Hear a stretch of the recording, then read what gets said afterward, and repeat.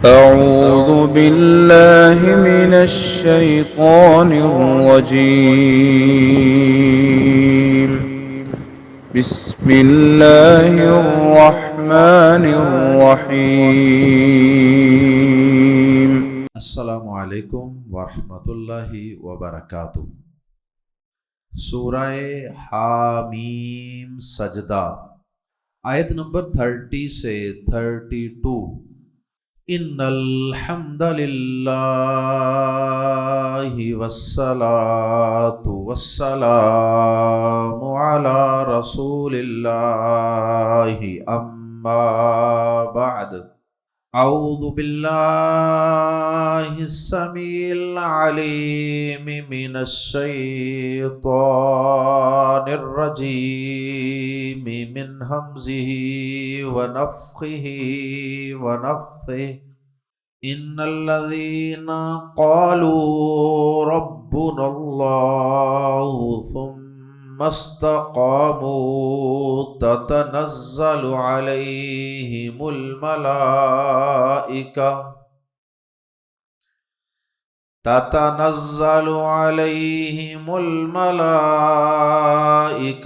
ألا تخافوا ولا تحزنوا وأبشروا بالجنة التي كنتم توعدون۔ نحن أولياؤكم في الحياة الدنيا وفي الآخرة ولكم فيها ما تشتهي أنفسكم ولكم فيها ما تدعون نزلا من غفور الرحیم۔ گزشتہ آیات میں کفار کے برے عقیدہ و عمل کا تذکرہ تھا، اور ان کے برے عقیدہ و عمل کی وجہ سے ان پر برے انسانوں اور برے جنات کے مسلط ہو جانے کا تذکرہ تھا، اور پھر ان سب کے برے انجام کا تذکرہ اللہ رب العزت نے گزشتہ آیات میں بیان فرمایا۔ اب تصویر کا دوسرا رخ، اللہ رب العزت نے آیات زیر تفسیر میں ایمان والوں کے ایمان پر استقامت اختیار کرنے کی وجہ سے اپنی طرف سے ان کی ایمان والوں کی تائید اور ان کی نصرت کے لیے فرشتوں کے نازل کیے جانے کا تذکرہ فرمایا۔ ایک طرف کافر ہیں جن کے یارانے اور دوستیاں اور محبتیں اور الفتیں کن کے ساتھ ہیں؟ برے شیاطین کے ساتھ، برے شیطانوں کے ساتھ، اور اسی طرح سے برے انسانوں کے ساتھ۔ اور یہاں ذکر خیر ہو رہا ہے آیات زیر تفسیر میں ان اہل ایمان کا جو اپنے ایمان پر اور اپنی توحید پر ڈٹ جاتے ہیں، اور ان کے اس ڈٹ جانے کی وجہ سے، ان کی اس استقامت کی وجہ سے اللہ رب العزت ان پر اس کائنات کی ایک نورانی اور ایک پاکیزہ اور بہترین مخلوق فرشتوں کو نازل فرماتے ہیں، دنیا کی زندگی میں بھی اور موت کے وقت بھی، قبر کی زندگی میں بھی، برزخ کی، حشر کی زندگی اور جنت میں داخل ہونے کے بعد بھی یہ فرشتوں کے نزول کا سلسلہ جاری و ساری رہتا ہے۔ اور وہ فرشتے ان ایمان والوں کو جب اللہ کے حکم سے ان پر نازل ہوتے ہیں تو وہ فرشتے اللہ کی طرف سے ان ایمان والوں کو کئی خوشخبریاں سناتے ہیں اور انہیں یہ بات سمجھاتے ہیں کہ تمہیں ڈرنے کی، گھبرانے کی کوئی ضرورت نہیں۔ کیا ہوا اگر تمہارے دشمن اور تمہارے مخالف اگر تمہارے رستے کو روکتے ہیں اور تمہیں ایمان سے اور توحید سے روکنے اور ہٹانے کی کوششیں کرتے ہیں تو کیا ہوا؟ ہم اللہ کے فرشتے اللہ کے حکم سے تمہاری تائید اور تمہاری حمایت میں تمہارے ساتھ کھڑے ہیں۔ اگر ان کے ساتھ شیطان ہے تو تمہارے ساتھ رب رحمان ہے اور اس کی طرف سے بھیجے گئے فرشتے ہیں۔ یہ انعام ملتا ہے، یہ اللہ کی طرف سے پیغام ملتا ہے، یہ خوشخبریاں ملتی ہیں۔ کس وجہ سے؟ ایمان کی وجہ سے، توحید کی وجہ سے، صرف اور صرف اللہ کو اپنا رب مان لینے کی وجہ سے، اور پھر اس کے بعد اس پر استقامت اختیار کرنے کی بدولت، اس پر ڈٹ جانے کی وجہ سے ساری دنیا بھی مخالف ہو جائے تو کیا ہے، ساری دنیا بھی توحید اور ایمان کے مقابلے میں کھڑی ہو جائے تو کیا ہے، تم اکیلے بھی ہو تو ایمان پر، توحید پر ڈٹ جاؤ۔ اللہ اکبر۔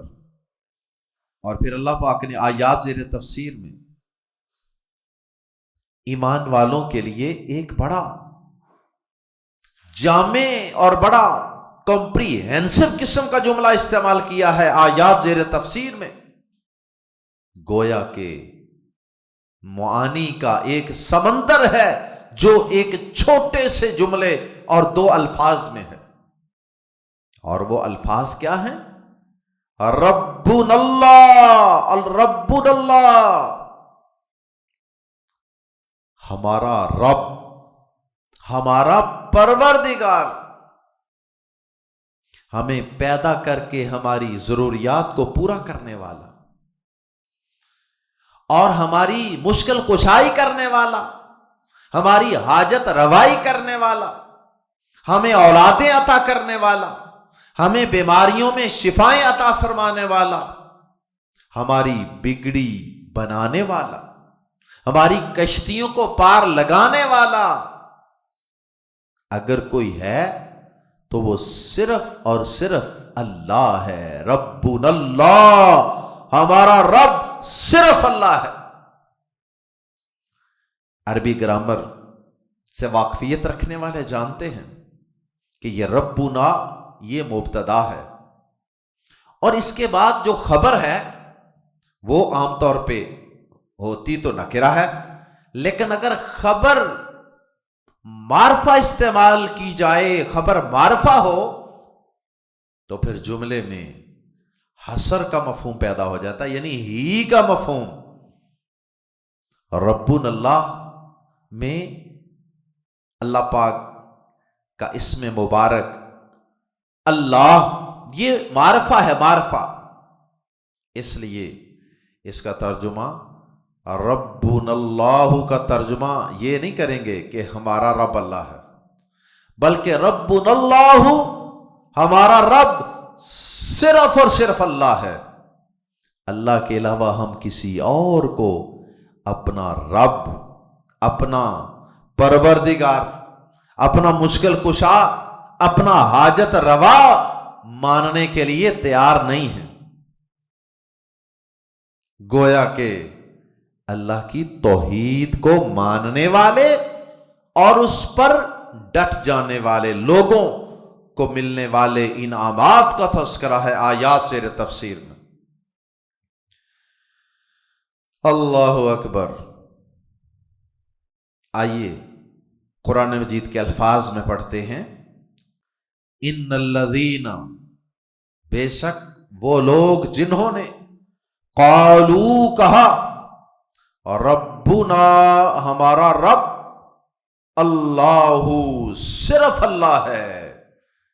جنہوں نے کہا ہمارا رب صرف اللہ ہے، اللہ کے علاوہ ہم کسی اور کے در پہ جھکنے کو تیار نہیں ہیں. ثم استقاموا، بے شک وہ لوگ جنہوں نے کہا ہمارا رب صرف اللہ ہے، وہی ہمارا پیدا کرنے والا پروردگار ہے، حاجت روا ہے، مشکل کشا ہے، اور ہم اسی کے حکم کے پابند ہیں، اسی کے فرما بردار ہیں، اسی کے آگے جھکنے والے ہیں، اسی سے لو لگانے والے، اسی سے امید لگانے والے.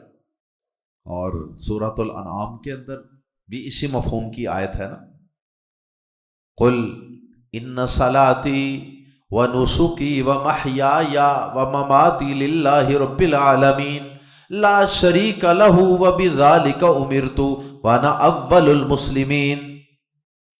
کہہ دیجئے کہ میری نماز، میری قربانی، میری زندگی، میری موت، یہ سارا کچھ کس کے لیے ہے؟ للہ رب العالمین، اللہ کے لیے ہے جو تمام جہانوں کا پروردگار ہے، اس کا کوئی شریک نہیں، اور مجھے اسی کا حکم دیا گیا ہے، اور میں حکم ماننے والوں میں سب سے پہلا ہوں. اور اگلی آیت میں کیا فرمایا سورۃ الانعام کی؟ قل، کہہ دیجئے، اغیر اللہ ابغی ربا وہو رب کل شیء، کہہ دیجئے کیا میں اللہ کے سوا اور رب تلاش کروں؟ کیا میں اللہ کے سوا اور رب تلاش کروں حالانکہ وہ ہر چیز کا رب ہے؟ تو جب وہ ہر چیز کا رب اللہ ہے تو پھر مجھے کسی اور رب کو ڈھونڈنے کی کیا ضرورت ہے؟ کسی اور معبود کو تلاش کرنے کی کیا ضرورت ہے؟ کسی اور مشکل کشا حاجت روا کو ڈھونڈنے کی مجھے کیا ضرورت ہے؟ اور یہی بات اللہ پاک نے آیات زیر تفسیر میں بھی بیان فرمائی. ان الذین قالوا ربنا اللہ، بے شک وہ لوگ جنہوں نے کہا ہمارا رب صرف اللہ ہے، ثم پھر استقاموا، وہ خوب ڈٹ گئے، پھر وہ خوب قائم رہے اس بات پہ. کیونکہ ایک ہوتا ہے کہہ دینا، اقرار کر لینا، کلمہ پڑھ لینا، توحید کو اپنا لینا، اور یہ بھی بڑی اہم چیز ہے. اور اس سے بھی اہم چیز یہ ہے کہ انسان اس عقیدے پر پھر مرتے دم تک ڈٹا رہے، جمع رہے، نہ کسی کا کوئی خوف اسے اس سے ہٹا سکے، نہ کسی کا کوئی لالچ اسے اس عقیدے سے اور اس توحید سے اور اللہ کو رب ماننے سے ذرا بھی پیچھے سرکا سکے، ہٹا سکے. اسلامی تاریخ میں بالخصوص ایسے کئی ایک واقعات ہیں اہل ایمان کے کہ جنہوں نے اللہ کو اپنا رب مان لیا نا، پھر وہ اس سے ایک ذرہ برابر بھی پیچھے نہیں ہٹے، اس سے دائیں بائیں نہیں ہوئے، بلکہ وقت کے بڑے بڑے فرعونوں کی آنکھوں میں آنکھیں ملا کر جیے. اللہ اکبر. ان الذین قالوا ربنا اللہ ثم استقاموا، بے شک وہ لوگ جنہوں نے کہا ہمارا رب صرف اللہ ہے، پھر وہ خوب قائم رہے، پھر وہ خوب ڈٹے رہے. استقاموا میں سین اور تا یہ دو زائد حروف ہیں، اس کی وجہ سے اس میں مبالغہ پیدا ہو رہا ہے. استقاموا، ایک ہوتا قاموا وہ کھڑے رہے، ایک ہے استقاموا، اس کا ترجمہ ہوگا وہ خوب ڈٹے رہے، وہ خوب قائم رہے. یہ خوب کے لفظ کے ساتھ زائد حروف سین اور تا کی ترجمانی کی جا رہی ہے. اور حضرت ابو بکر صدیق رضی اللہ تعالی عنہ اس آیت مبارکہ کے متعلق فرماتے ہیں کہ ایمان والوں نے یہ کہا کہ ہمارا رب صرف اللہ ہے، پھر انہوں نے اس کے سوا کسی اور معبود کی طرف جھانک کر بھی نہیں دیکھا کہ اللہ کے علاوہ کوئی اور بھی ہے. اللہ اکبر. اور پیارے نبی صلی اللہ علیہ وسلم کی ایک حدیث ہے صحیح مسلم شریف، ایک صحابی نے بھی اسی قسم کی پیارے نبی صلی اللہ علیہ وسلم سے بات پوچھی تھی۔ صحیح مسلم میں الفاظ یوں ہیں کہ ایک صحابی ہیں حضرت سفیان بن عبداللہ ثقفی رضی اللہ تعالی عنہ، وہ کہتے ہیں کہ میں نے پوچھا یا رسول اللہ صلی اللہ علیہ وسلم قل لی فی الاسلام قولا، میرے لیے اسلام کے نقطہ نظر سے اسلام کے متعلق میرے لیے کوئی ایسی بات کہہ دیجئے، مجھے کوئی ایسی بات، کوئی ٹپ، کوئی ایسی گر کی بات بتا دیجئے، قل لی فی الاسلام قولا لا اسأل عنہ احدا بعدک، کہ اس بات کے بعد ایسی وہ جامع بات ہو کہ اس کے بعد مجھے ساری زندگی آپ کے اس قول کے بعد کسی سے کوئی بھی بات پوچھنی نہ پڑے، ایسی ایک کام کی بات مجھے بتا دیں، بس وہ ایک بات ہی میری کامیابی کے لیے کافی ہو جائے۔ قال، پیارے نبی صلی اللہ علیہ وسلم نے فرمایا قل آمنت باللہ ثم استقم، کہہ دے، اعلان کر دے، اقرار کر لے کہ میں اللہ پر ایمان لایا۔ وہی بات جو اس آیت میں ربون اللہ کے الفاظ سے بیان کی جا رہی ہے، وہی بات پیارے نبی صلی اللہ علیہ وسلم نے اس سے ملتے جلتے الفاظ کے ساتھ یوں بیان فرمائی قل آمنت باللہ، کہہ دے کہ میں اللہ پر ایمان لے آیا، اس کے رب ہونے پر، معبود ہونے پر۔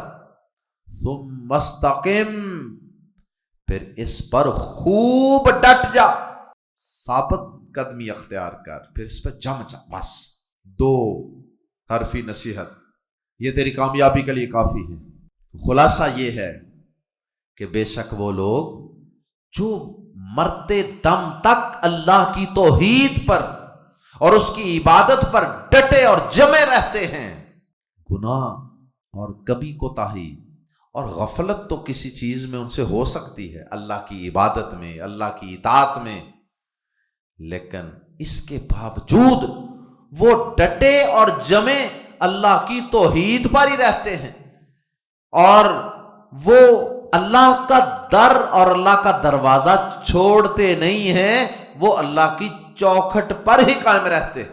کبھی کوتاہی انسان سے ہو بھی جائے تو انسان اپنے رب کا دامن چھوڑ کے، اس کا در چھوڑ کے کہیں اور تو نہ جائے، وہیں پہ اللہ تعالیٰ سے معافی مانگ لے۔ کبھی کوتاہی ہو جائے، غلطی گناہ ہو جائے، معافی مانگ لے، تو یہ کبھی بھی اللہ کے در کو چھوڑ کے کہیں نہیں جاتے۔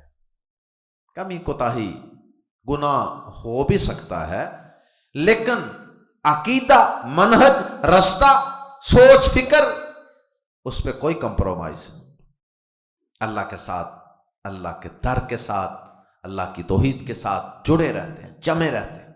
استقامت بڑی چیز ہے، اور اللہ رب العزت کو عمل بھی وہی پسند ہے کہ جس کا خاتمہ اچھا ہو۔ ایک بندہ بڑی توحید والا ہے، بڑا اللہ اللہ کرتا ہے، اللہ کی تعریفیں کرتا ہے، اللہ کی عبادتیں کرتا ہے، لیکن کچھ سالوں کے بعد، کچھ مہینوں کے بعد وہ ایسا شیطان کے ہتھے چڑھا، وہ ایسا بے دین لوگوں کے اور گندے دوستوں اور کمپنیوں اور سوسائٹیوں کے ہتھے چڑھا کہ بس پھر اس کے بعد اللہ کے دین سے بھی گیا، توحید سے بھی گیا، عقیدے سے بھی گیا، عبادت سے بھی گیا۔ اور ایسے کتنے ہی لوگ ہیں، اللہ برے وقت سے محفوظ فرمائے، کتنے ہی لوگ ہیں جن کا ماضی دیکھیں انتہائی شاندار ماضی، لیکن ان کا مستقبل انتہائی تاریک اور خطرناک۔ اللہ محفوظ فرمائے۔ استقامت بڑی چیز ہے، یہ اللہ کی بہت بڑی نعمت ہے کہ انسان مرتے دم تک اس پر ڈٹا رہے، جمع رہے۔ وَاعْبُدْ رَبَّكَ حَتَّى يَأْتِيَكَ الْيَقِينُ، جیسے اللہ پاک نے فرمایا نا دوسرے مقام پہ، اور اپنے رب کی عبادت پر ڈٹا رہے، جمع رہے، لگا رہے اللہ کی عبادت میں، یہاں تک کہ تجھے موت کا یقین آ جائے۔ تو اصل کامیاب وہ لوگ ہیں جو زندگی کے آخری دن کے آخری لمحے اور آخری سانس تک اللہ کے در کے ساتھ، اللہ کے گھر کے ساتھ، اللہ کی چوکھٹ کے ساتھ جمے رہتے ہیں، اس پہ ڈٹے رہتے ہیں۔ یہ ہیں اصل کامیاب لوگ۔ ان کے متعلق آگے انعامات ہیں اور خوشخبریاں ہیں۔ ان الذین قالوا ربنا اللہ ثم استقاموا، بے شک وہ لوگ جنہوں نے کہا ہمارا رب صرف اللہ ہے، پھر خوب قائم رہے، یعنی اس عقیدے پر، اس منہج پر، ثم استقاموا، تو انہیں ریوارڈ کیا ملے گا، فائدہ کیا ہوگا؟ تتنزل، اترتے ہیں، علیہم، ان پر، ایسے لوگوں پر، الملائکۃ، فرشتے، ان پر فرشتے اترتے ہیں۔ کہاں کہاں اترتے ہیں؟ دنیا میں بھی اترتے ہیں، جیسے غزوہ بدر میں، احد میں، مختلف موقعوں پہ فرشتے اللہ کے ایمان والے بندوں کی مدد کے لیے اترتے رہے، جیسا کہ قرآن مجید میں سورۃ الانفال میں اور دیگر مقامات پہ اس کا ذکر بھی ہے۔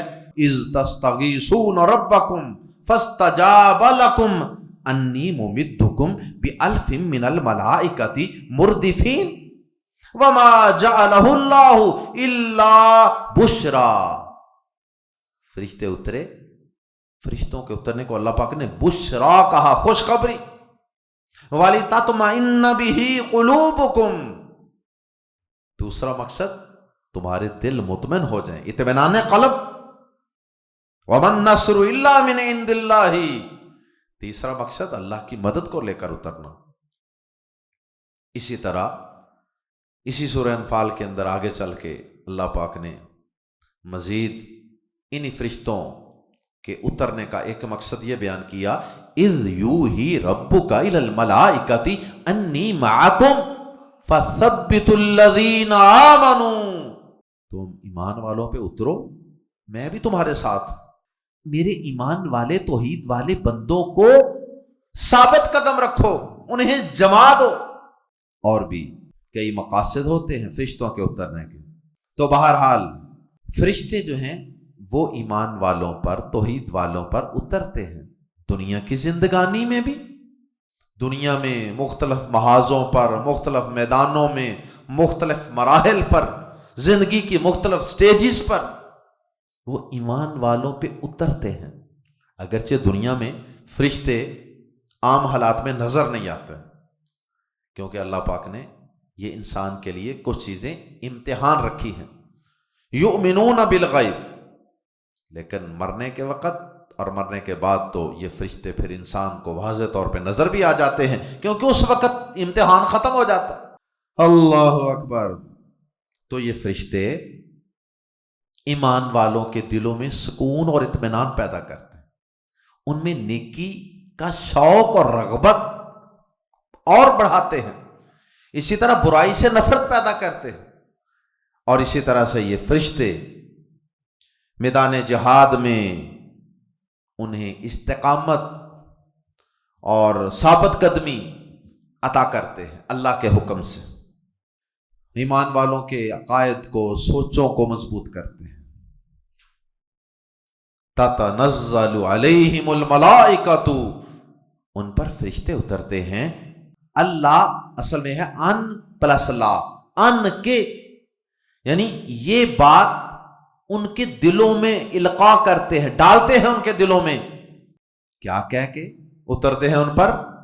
اللہ کے نہ تخافو، تم ڈرو، ولا تحزنو، اور نہ تم غم کرو، تمہیں کسی دشمن سے ڈرنے کی ضرورت نہیں ہے، تمہیں اہل باطل سے اور اہل شرک سے ڈرنے کی ضرورت نہیں ہے، اور ولا تحزنو، اور غم نہیں کرو۔ کیا ہوا؟ دنیا تمہارے خلاف ہے تو ڈرنے کی کیا ضرورت ہے، غم کرنے کی کیا ضرورت ہے؟ یہ ساری خوشخبریاں یہ وہ دنیا میں بھی دیتے ہیں مختلف مواقع پہ، اور مرتے وقت بھی دیتے ہیں، قبر میں بھی، حشر میں بھی، سارے مراحل میں یہ خوشخبریاں دی جاتی ہیں کہ تمہیں ڈرنے کی ضرورت نہیں، گھبرانے کی ضرورت نہیں۔ موت کے وقت بھی انسان بھی خاص قسم کا خوف ہوتا ہے۔ تو یہ اللہ کے حکم سے یہ فرشتے اللہ کے ایمان والے بندوں کو اس خوف سے نکالتے ہیں، یہ کہہ کے کہ تمہیں ڈرنے کی کوئی ضرورت نہیں، اور دنیا میں اپنے رشتہ داروں کو، دوست احباب کو، عزیز و اقارب کو چھوڑنے کا تمہیں غم کرنے کی کوئی ضرورت نہیں۔ ہم اللہ کے فرشتے تمہارے دوست ہیں، دنیا کی زندگی میں بھی دوست تھے اور آخرت میں بھی، برزخ میں، حشر میں بھی ہم ہی تمہارے دوست ہوں گے۔ وَأَبْشِرُوا، خوش ہو جاؤ، بِالْجَنَّةِ، اس جنت کے ساتھ، الَّتِي، جس کا کنتم تھے تم، توعدون، وعدہ دیے جاتے، اور اس جنت کے ساتھ خوش ہو جاؤ جس کا تم وعدہ دیے جاتے تھے، اس جنت پہ خوش ہو جاؤ۔ یہ بشارت دنیا میں بھی ہو سکتی ہے مومن، کہ اگر دنیا میں اہل باطل ظلم کرتے ہیں، رستے روکتے ہیں، پریشان کرتے ہیں، ذہنی اور جسمانی ٹارچر کرتے ہیں، تو گھبرانے کی، پریشان ہونے کی کوئی ضرورت نہیں۔ دنیا کی یہ عارضی زندگی بہت جلد ختم ہو جانے والی، اور پھر جنت میں لگا ایک گوتا اور جنت کا ایک چکر دنیا کے سارے کام تمہیں بلا دے گا۔ اس لیے تمہیں اس جنت کی بشارت دی جا رہی ہے جس کا تم سے وعدہ کیا گیا ہے۔ اللہ اکبر۔ اور ساتھ پھر وہ فرشتے کہتے ہیں، نحنو، ہم، اولیاء، دوست ہیں، ولی کی جمع اولیاء، اولیاء دوست ہیں، کم تمہارے، فی الحیات الدنیا، دنیا کی زندگی میں بھی، وفی الآخرہ، اور آخرت میں بھی۔ دنیا میں بھی ہم تمہارے دوست اور آخرت میں بھی ہم تمہارے دوست۔ اسی دوستی کی وجہ سے ہی فرشتے ایمان والوں کے لیے دنیا میں دعائیں کرتے ہیں اور انہیں نیکی کا الہام کرتے ہیں، اور دشمنوں کے مقابلے میں ایمان والوں کی مدد کرتے ہیں۔ اسی طرح آخرت میں بھی ان کی دوستیاں ہوں گی ایمان والوں کے ساتھ۔ نحن اولیاؤکم فی الحیات الدنیا وفی الآخرہ، ہم تمہارے دوست ہیں دنیا کی زندگی میں اور آخرت میں بھی۔ وَلَكُمْ، اور تمہارے لیے، فیہا، اس میں، کس میں؟ آخرت میں، جنت میں، ما، جو، تشتہی، چاہیں گے، انفسکم، تمہارے دل، تمہارے جی۔ وَلَكُمْ فِيهَا مَا تَشْتَهِي أَنفُسُكُمْ، اور تمہارے لیے اس جنت میں وہ کچھ ہوگا جس چیز کے لیے تمہارے دل چاہیں گے، جو دل چاہے گا وہ میسر ہو جائے گا۔ وَلَكُمْ، اور تمہارے لیے، فِيهَا، اس جنت میں، ما، جو کچھ، تدعون، تم مانگو گے، یعنی کچھ چیزیں تم اگر مانگنا چاہو مانگ بھی سکتے ہو، وہ بھی مل جائے گا، اور کچھ خواہشات جو تمہارے دل میں پیدا ہوں گی، دل میں انگڑائی لیں گی نا، وہ تم زبان پہ نہیں بھی لاؤ گے تو اللہ پوری کر دے۔ اللہ اکبر۔ نزلا من غفور الرحیم، نزلا، یہ مہمانی ہے، نزلا، یہ مہمانی ہے، یہ کسی دنیا کے کسی بادشاہ کی طرف سے، کسی امیر آدمی کی طرف سے مہمان نوازی نہیں ہے، یہ اس کا دسترخوان نہیں ہے، نزولاً، یہ مہمان نوازی ہے، ہاسپٹیلٹی ہے، من غفور الرحیم، اس کی طرف سے جو بے حد بخشنے والا، نہایت مہربان ہے۔ یہ بے حد بخشنے والے، نہایت مہربان کی طرف سے مہمانی ہے۔ اللہ تعالی ہم سب کو اپنی ذات پہ صحیح معنوں میں مضبوط ایمان لانے کی توفیق عطا فرمائے، اور توحید پر اور اللہ تعالیٰ کی طرف سے ہم پہ آئے تمام فرائض کو اللہ تعالیٰ ہمیں ادا کرنے کی اور پھر اس رستے پر ڈٹ جانے کی، استقامت اختیار کرنے کی اللہ ہم سب کو توفیق عطا فرمائے۔ اللہ ہم سب کا خاتمہ ایمان پر فرمائے۔ اللہ ہم سب کو ایمان پر اور توحید و سنت پر استقامت عطا فرمائے۔ سبحانک اللہم و بحمدک اشہد ان لا الہ الا انت استغفرک و اتوب الیک۔